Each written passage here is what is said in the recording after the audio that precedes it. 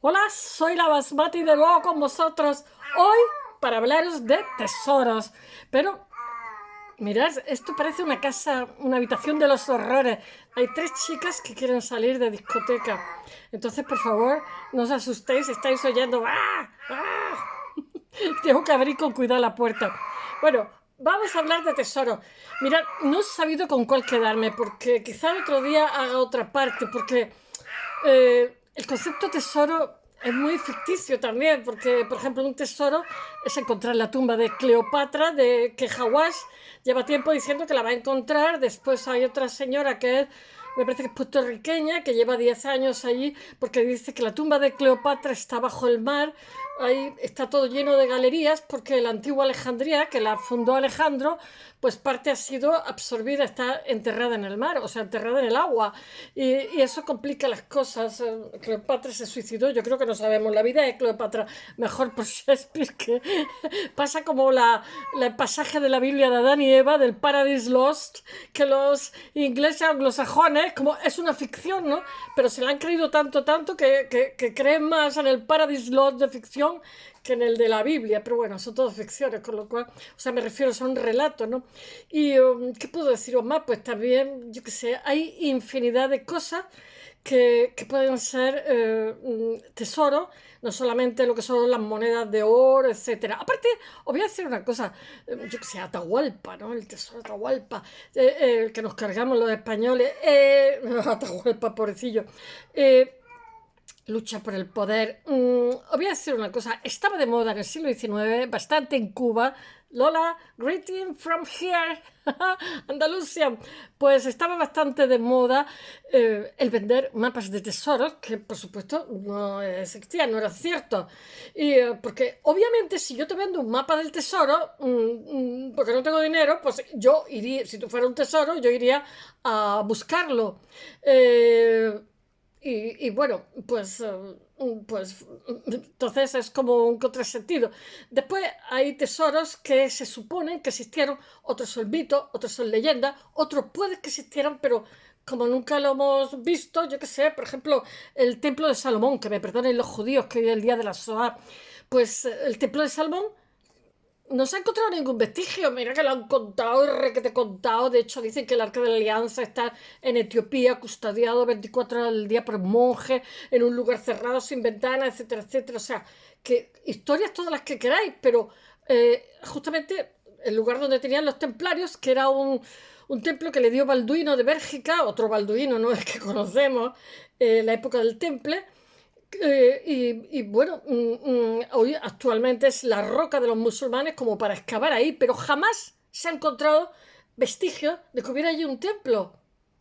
O sea, en fin, no voy a discutir el tema.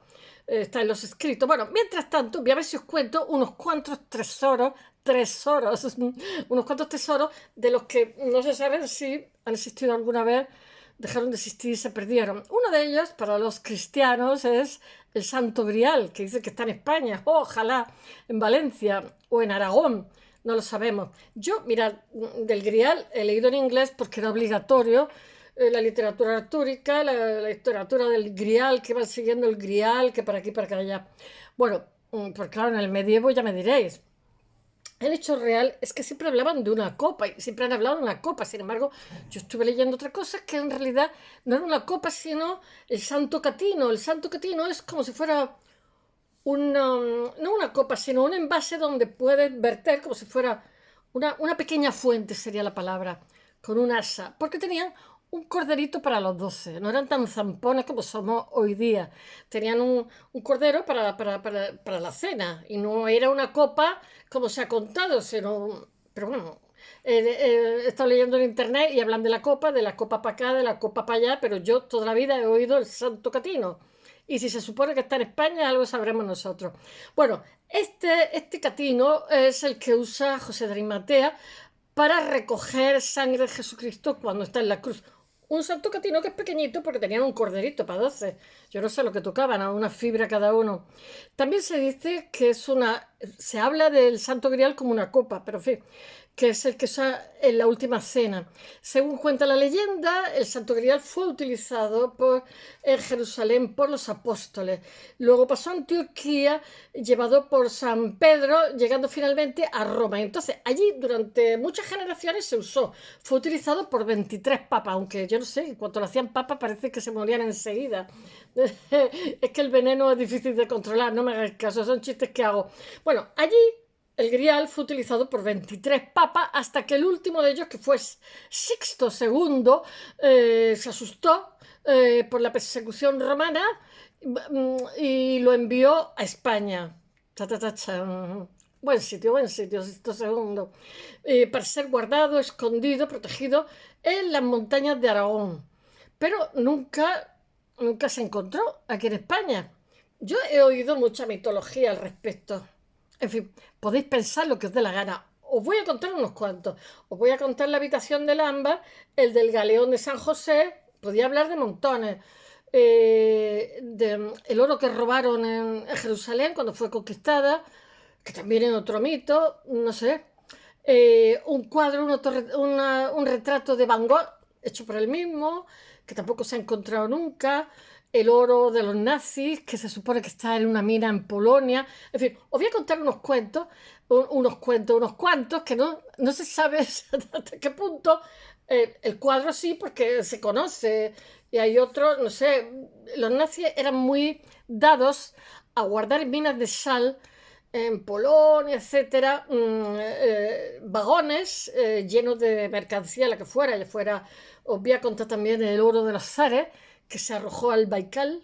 A saber, que el Baikal es grandísimo, porque yo estoy acostumbrada a ver los laguitos que hay en Interlaken, Suiza, que son un pueblo, un lago, que es un pueblo como una charca bonita y el pueblo se refleja, ¿no? Pero después veo por publicaciones los lagos de Estados Unidos y digo, oh, si no se ve ni el horizonte, es como un mar metido dentro. Y el Baikal pues es otro lago mostrenco de estos gigantescos, maravilloso, porque es que yo no sabía, como vivo en un desierto, pues el agua para mí es el mar, o sea, el agua dulce, así un lago, pues qué disparate, ¿no? Lo único que conozco es, yo qué sé, el Tirol, el norte de Italia y Suiza, y son laguitos, un laguito, pero proporcionado al pueblo y el lago, pero ya está. Bueno, a lo que íbamos. Voy a contaros el galeón de San José, que era un buque que estaba lleno de oro y plata, porque los españoles parecía que rebosábamos de oro y plata de la India, que tampoco era tanto. Lo que pasa es que ellos sí eran muy piratas, que se dice tenía un cargamento evaluado en 5.000 millones de dólares y nunca llegó a su destino. Mucho me parece, ¿no? 5.000 millones de dólares. Pero en fin, según trascendió, los motivos de esa desaparición fueron mal clima, porque claro, el Atlántico no gasta bromas, y el Pacífico, que se llama Pacífico, pero el Pacífico tiene poco, es que le pillaron un día tonto. Y realmente el mal clima se unió al encuentro de un barco pirata inglés, seguramente fomentado por Drake o alguno de estos, que se llamaba Extinction, y se interpusieron en su camino y se generó una batalla que terminó hundiendo al barco en el mar Caribe, a 210 metros de profundidad. Este barco es muy famoso, el mito de esto, y hasta ahora nadie ha conseguido encontrarlo. Es un mito, lo han buscado bastante y es uno de los tesoros más buscados. Si no fueran 5.000 millones, con que fueran 1.000 nos apañábamos. En fin, lo han buscado muchísimo. Pero os voy a decir una cosa también. Pues si lleva 200 300 años, pues yo qué sé, o 400, pues aquello se ha recubierto de todo. De animales, porque yo he tenido en casa a mi padre, íbamos a pescar y sacábamos vasijas romanas, sobre todo, ánforas. Era una preciosidad. Yo digo, bueno, es que yo no le quitaba esto, porque era una cosa pegada a otra cosa, un bicho pegado a otro bicho después de tantísimo tiempo, pues 2.000 y pico años, y es una preciosidad tan bonito casi, y además muy bien conservada. Teníamos 5 ánforas en mi casa, y mi madre nos dijo, no traigáis más ánforas, que las tiro a la basura, porque estaban bien conservadas, pero eran unos pedazos de bichos y eso que la casa era grande. Bueno, pasemos. Ahora toca en el menú la tumba de Genghis Khan. Y bueno, Genghis Khan es- él mismo se diseñó su tumba porque no quería que fuera saqueada. Fue el señor de Mongolia, tenía media, casi más de media Asia, parte de Europa, y ordenó al morir que fuera puesto en una tumba con un acceso difícil para evitar que ésta fuera saqueada, que era los güeros que llaman en América, los saqueadores de tumba, ¿no? Que era bastante habitual en todos sitios, ¿eh? Yo creo que de los oficios más antiguos. Él mismo ordenó la construcción, estuvo pendiente del diseño y después mandó matar, como no, porque era muy cruel, a todas las personas que construyeron los sepulcros del llamado Bujan Yudu. No se ha vuelto a saber. Nadie sabe. De hecho, estaban utilizando los drones y la fotografía aérea. A ver si encontraban, hace también 500 años, no, 500 no más, movimientos de tierra o túmulos, alguna cosa así, pero no hay forma de encontrarla, ¿eh? Están utilizando tecnología en Mongolia a ver si encuentran la tumba de Gengis Khan. Entre otras cosas porque en Oriente se enterraban con muchísimo ajuar a los muertos, ¿no? Y entonces ese ajuar ya nos diría muchas cosas de él, como pasó con Tutankamón, que ese ajuar nos habló de Egipto, ¿no? De la importancia de, yo qué sé, montones de cosas, del concepto de los carros, del tipo de arco, de no solamente el oro, ¿no? Los bastones que usaba, las sandalias, los protectores de oro en los dedos cuando llevaba sandalias, en fin. Bueno, ahora os voy a hablar de este menú rápido que estoy haciendo de la cámara de ámbar. Resulta que en el norte de Europa, ya en la época prehistórica, había un comercio de ámbar, porque el ámbar necesita. El ámbar es una preciosidad, lo imitan mucho en plástico, la gente se cree que compra ámbar ahí con un mosquito, un bicho, y siempre que va, necesita 50 millones de años para que se haga ámbar. El ámbar es una resina de una planta que en un momento dado se ha fosilizado y es transparente, de color amarillo, ¿no? Entonces en el norte de Europa hay bastante y se vendía al sur de Europa y se vendía también a Oriente. Y entonces se han encontrado ámbar de Letonia, Estonia, de estas partes, se han encontrado, yo qué sé, en Irak y por ahí. Bueno, el ámbar siempre cautivó a todo el mundo, aparte que es carísimo, es que es una preciosidad. Y especialmente los rusos durante siglos, debido a la, por favor, a la fastuosa sala de ámbar, que estaba adornada con joyas y piedras preciosas. Había sido creada, niña, pues la tengo aquí al lado. Si tenéis algún gato casadero, fue creada por un artista ya alemán. 1716. Me parece a mí que la sala de ámbar sirvió para sellar la paz entre Prusia y Rusia. No me hagáis caso, me viene por la cabeza. En 1716, el rey prusiano Guillermo I se la regala al zar ruso Pedro el Grande y a cambio recibe como contrapartida soldados. En 1941, la fuerza de la Alemania nazi, la Wehrmacht, roba el valioso ámbar y se lo lleva a Königsberg. Königsberg también es un apellido. König me parece que es corona. Y bueno, ¿dónde se pierde la última pista? Ya no sabemos más.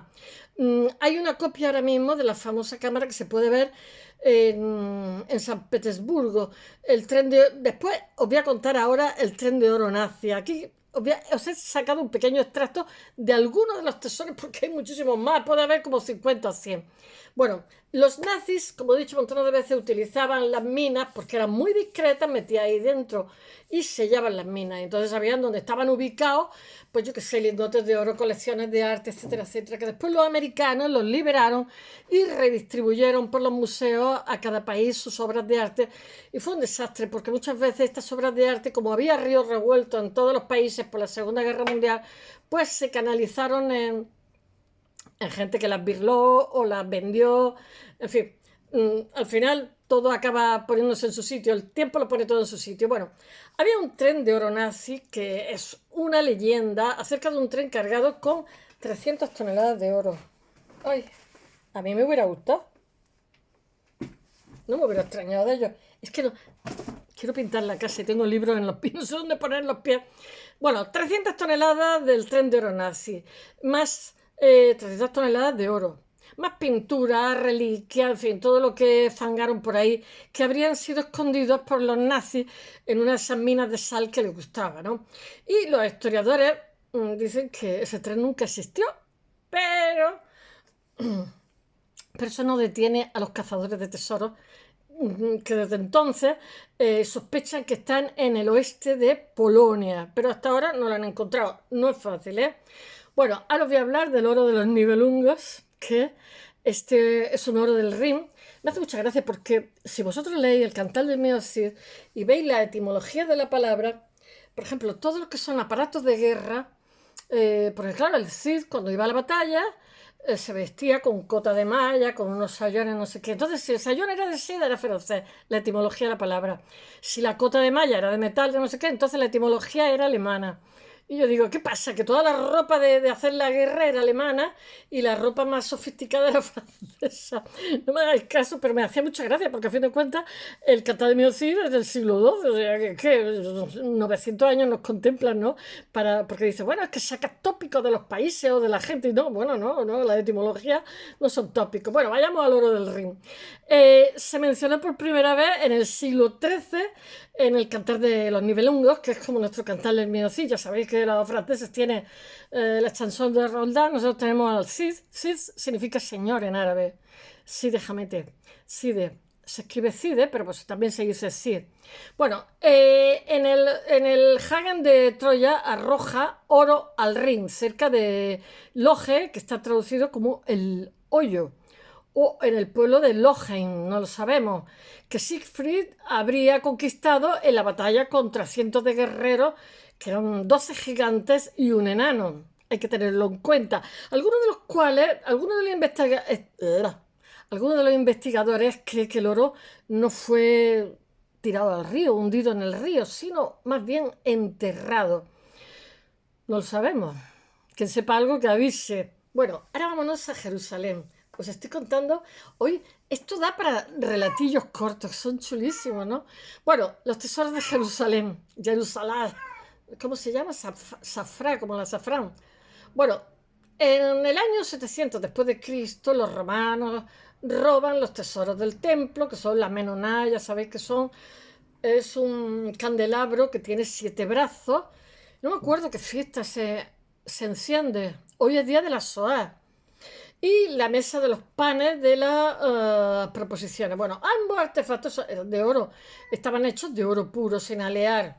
No me lo creo, porque sin alear el oro es muy blando. Palabra de escultora. Y, o sea, no se alea por gusto. Así todo, el oro sigue siendo muy blando con la aleación de cobre. Pero que lleva más aleaciones. Pero con la caída del Imperio Romano se perdieron. Hay mucha hipótesis al respecto, hay una sobre su paradero.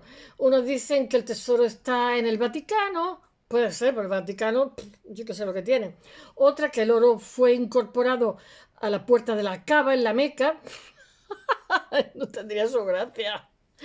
Y bueno, no lo sabemos, ¿qué queréis que os diga? Bueno, después hay otro oro. Mirad, la cantidad de oro que hay en el mundo es limitada. Es que ni queriendo puede haber 300 toneladas de oro por aquí, no sé cuánto por allí. Hay una cantidad de oro limitada, que se funde, se refunde y se vuelve a fundir, pero es una cantidad limitada. Bueno, ahora pasamos al oro del zar Nicolás en el lago Baikal. ¿Dónde está? Nobody knows. El oro del último zar. Contaban que las fiestas del zar, si tú eras invitado, llegaba y te daban 1 kilo de oro para que te lo echaras al bolsillo. ¿Podría estar en las profundidades del lago Baikal? Nobody knows. En el invierno boreal de 1920, muchos años después de que Zar Nicolás fuera asesinado, muchos años tampoco, que la revolución fue en 1917. Enemigos del orden estatal comunista intentaron rescatar ese oro, vagones de ferrocarriles llenos de oro del lago congelado. Pero la leyenda dice que el hielo se rompió y el tesoro no ha aparecido. El lago Baikal es gigantesco, Desde entonces, no es los laguitos que nosotros vemos aquí en Europa, laguitos como los que hay en España, como los que hay en Suiza, que son laguitos, pueblitos, laguitos. No, esto es como una especie de mar dentro de la tierra. Bueno, ahora os voy a hablar de los templarios. Ya sabéis que los templarios, yo creo que os he hablado más de una vez. Nosotros tenemos aquí de la Orden del Temple, porque claro, todo el Mediterráneo casi que lo... Esta gente eran buenos, se hicieron demasiado fuertes y en un momento determinado el rey de Francia se los cargó. Se habló un millón de veces de ellos. Bueno, pues dicen que tenían un tesoro. En 1307 los ricos caballeros templarios se volvieron demasiado poderosos para el rey de Francia, Felipe IV, por lo cual ordenó que se les quemara, que se asesinaran a sus líderes. Los hombres de Felipe IV no encontraron el tesoro en las casas de la orden, bueno, no son tontos tampoco, motivo por el cual continúa el mito sobre el oro de los caballeros templarios que escondieron el tesoro que se sospecha podría estar en Israel, en Escocia, y en la isla canadiense de Oak. Bueno, yo voy a decir una cosa, no solamente los templarios, sino, pues, por ejemplo, en Alicante se han encontrado, y en otros sitios, en Asturias hace poco, torques de oro macizo. En Alicante se encontraron monedas de oro. Entonces, si venía una amenaza, venía alguien, pues cogía y escondía la fortuna en el sitio más difícil. Yo estuve hablando de dos torques de oro macizo, ¿no? Un señor que estaba arreglando unas tuberías, un señor de mantenimiento del ayuntamiento, se encontró un torque de oro macizo perfecto. Los torques pues, eran de la época de los celtas, con eso os digo todo. Unos cuantos miles de años. Entonces llamó a los arqueólogos, no tocó nada. Y los arqueólogos encontraron un segundo torque de oro macizo. La zona de los celtas era más bien el Mediterráneo, aunque con la palabra celta, yo qué sé, se abusa de ella, ¿no? La música celta. ¿Qué música celta ni qué huevo frito? Eso es música que se han inventado ellos que dicen que es celta y que no tiene nada que ver. Pues no sé. Pero bueno, el norte de España, etcétera, se mestizaban en una época, pero en fin, la época del hierro. Cuando llegaron los romanos, pues fundieron a los celtas porque eran muy aguerridos, pero los romanos eran tácticos, utilizaban el ejército como se utiliza hoy, con una organización táctica de ataque, etcétera, etcétera, entonces lo fundieron. Bueno, pero de todas formas esos dos torques son una maravilla. Y en el caso de Alicante, pues se sospecha que su dueño estaría en peligro, lo escondió, lo debieron de matar y nadie recogió ese oro. Tengo que contaros también otras cosas de otros tesoros más maravillosos que está hecho con meteoritos. El tesoro de Villena. Pero no quiero hablar aquí porque si no me tiro el día hablando. Bueno, después está la espada de Honjo Masamune, que es una... ¿Cómo se llama? Ay, no me acuerdo, la espada esta que tienen los japoneses. Bueno, había un maestro herrero japonés que se llamaba Osasaki Masamune, que es del siglo XIII, de 1264 a 1343. Y creó lo que conocemos. ¿Por qué tenéis que venir aquí? Creó una katana, que son las espadas japonesas. Y esta katana se usa el samurái Honjo Shigenaga. No, de verdad, ¿eh? La mato. Shigenaga. O sea, esta katana mágica pasa de shogun en shogun. Y la espada larga japonesa fue un símbolo de estatus durante la dinastía Tokugawa. Y se pasó de generación en generación, como os he dicho, hasta que fue robada supuestamente por el ejército de Estados Unidos. Pobrecillo, ya le echamos la culpa. Mirad, Japón se tuvo que abrir, por lo que lo he contado muchas veces, en el siglo XIX. Un militar de la Marina americana, Perry, dijo que se abrieran sí o sí. Entonces fue una auténtica revolución porque son gente muy laboriosa, vivían en un régimen feudal y entonces el país se empezó a enriquecer. Pero claro, hubo que quitarse a los shogun. Los shogun luchaban con katana y claro, los otros lucharon con metralletas y se los quitaron de en medio enseguida. Entonces, todo esto fue a finales del siglo XIX y principios del XX y después tuvo la Segunda Guerra Mundial, etcétera. Entonces, es fácil cuando algo desaparece decir que ha sido el ejército de no sé qué.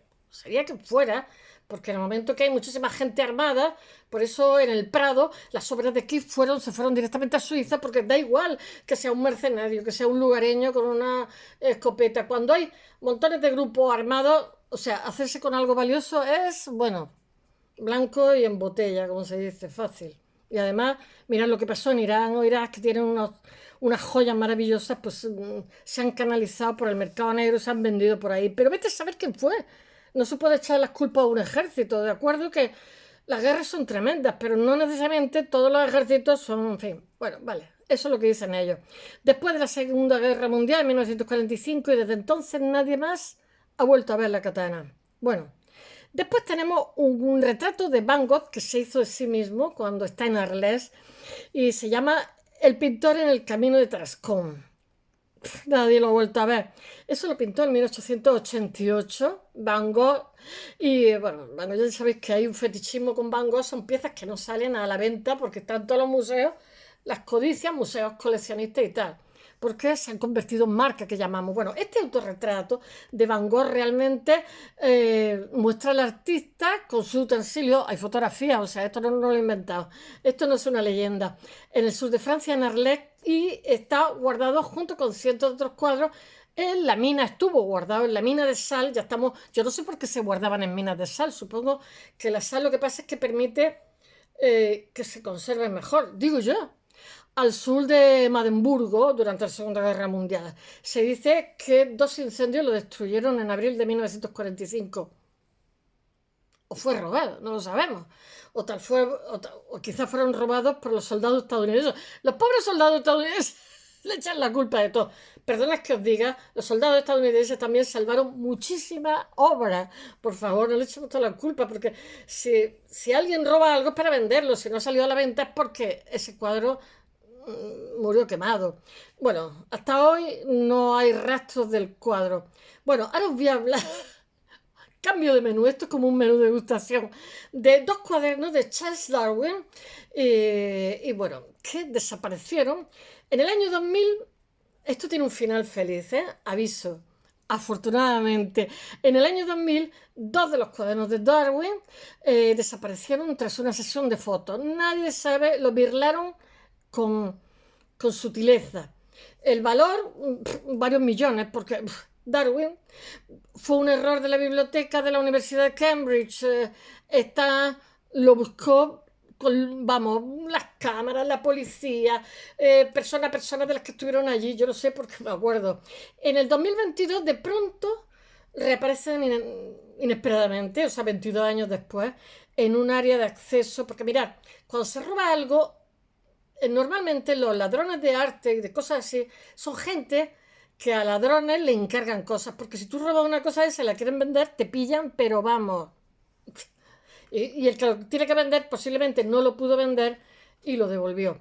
En un área, yo creo que alguien de dentro, que Dios me perdone, ya estoy yo con mis comentarios marujiles, en un área de acceso público de la biblioteca de Cambridge, en una bolsa de regalo con un saludo de Pascua encima, el ladrón devuelve ¡Felices Pascua!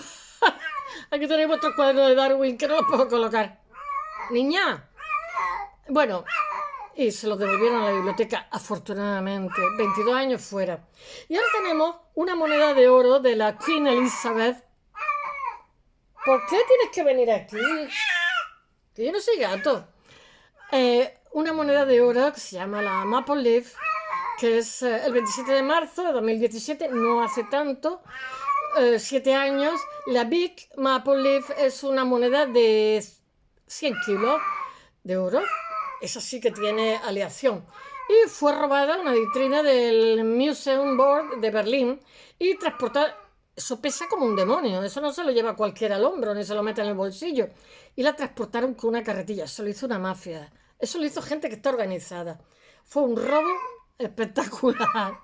Bueno, su valor se estima que fue 3,75 millones de euros. Mucha aleación. Esto tenía que ser 18 quilates. Porque pesaba mucho, ¿no? Para que valga 3 millones. Se supone que fue fundida al día siguiente, la noche del robo. Claro, porque si la funden nadie se entera. En 2001 se condenó a varios hombres de clanes mafiosos de Berlín por el hurto, pero la moneda jamás apareció. Espero que os haya gustado y hasta mañana. Bye.